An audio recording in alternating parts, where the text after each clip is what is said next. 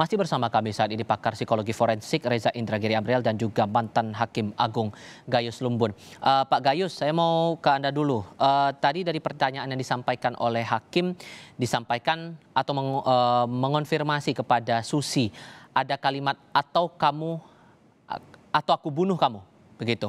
Nah, sempat disampaikan bahwa Susi mengaku tidak tahu ada pernyataan itu, lalu kemudian ditimpali lagi oleh Hakim. Saat itu kemarin kamu tahu. Nah, Anda menilai bahwa pernyataan ini dengan posisi Susi sebagai saksi dari jaksa penuntut umum yang sejatinya memberatkan posisi terdakwa, apakah ini betul-betul posisi sudah memberatkan terdakwa atau justru tidak ada nilainya juga bagi kedua terdakwa ini? Kalau saksi ini dihadir oleh JPU, memang semestinya JPU telah menyaring bahwa saksi ini saksi a charge, saksi yang memberatkan.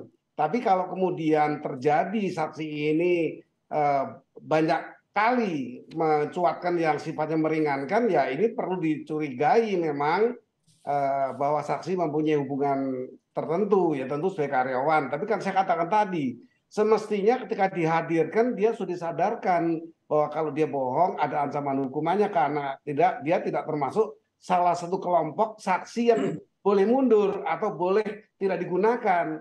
Karena saksi ini di atas 15 tahun. Cukup saya mengatakan derajat dari kepribadian cukup. Dia bisa mengingat tanggal ulang tahun majikannya.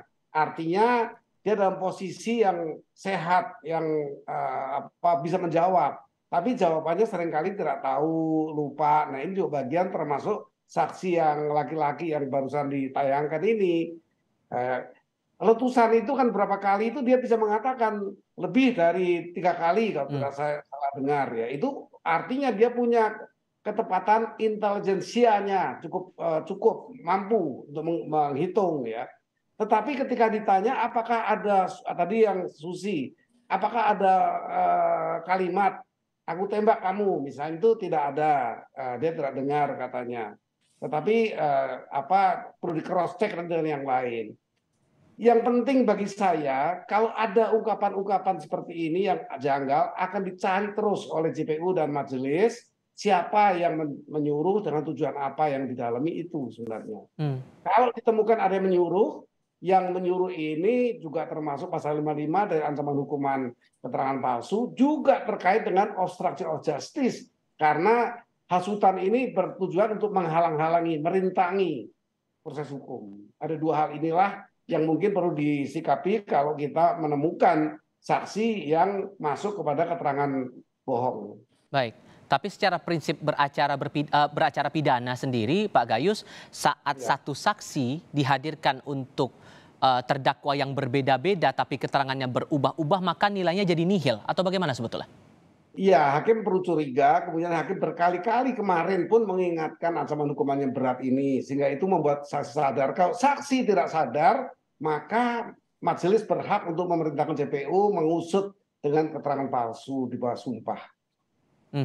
Nah, kalau Anda lihat sendiri, Mbak Reza, apakah ini hubungannya sebatas hubungan relasi terdakwa posisi sebagai majikan begitu dan Susi sebagai asisten rumah tangganya kedua terdakwa yang membuat akhirnya ada perubahan pernyataan, perubahan kesaksian yang berlangsung saat ini, atau mungkin Anda punya perspektif lain? Kalau kedudukan atau posisi Susi ini dibandingkan dengan posisi terdakwa Ferdi Sambo dan Putri Chandrawati, dengan kata lain kita mencoba untuk memotret adanya pengaruh relasi kuasa terhadap mereka, maka pantas bagi kita untuk menduga bahwa saksi Susi ini memang orang dengan suggestibility yang tinggi. Maksudnya bagaimana tuh? Suggestibility yang tinggi adalah suggestibility menunjuk pada seberapa jauh seseorang itu rentan untuk menerima pengaruh, rentan untuk menerima tekanan, rentan untuk menerima sugesti. Nah, ada catatan bahwa saksi dengan jenis kelamin perempuan memang relatif memiliki suggestibility yang lebih tinggi daripada saksi laki-laki.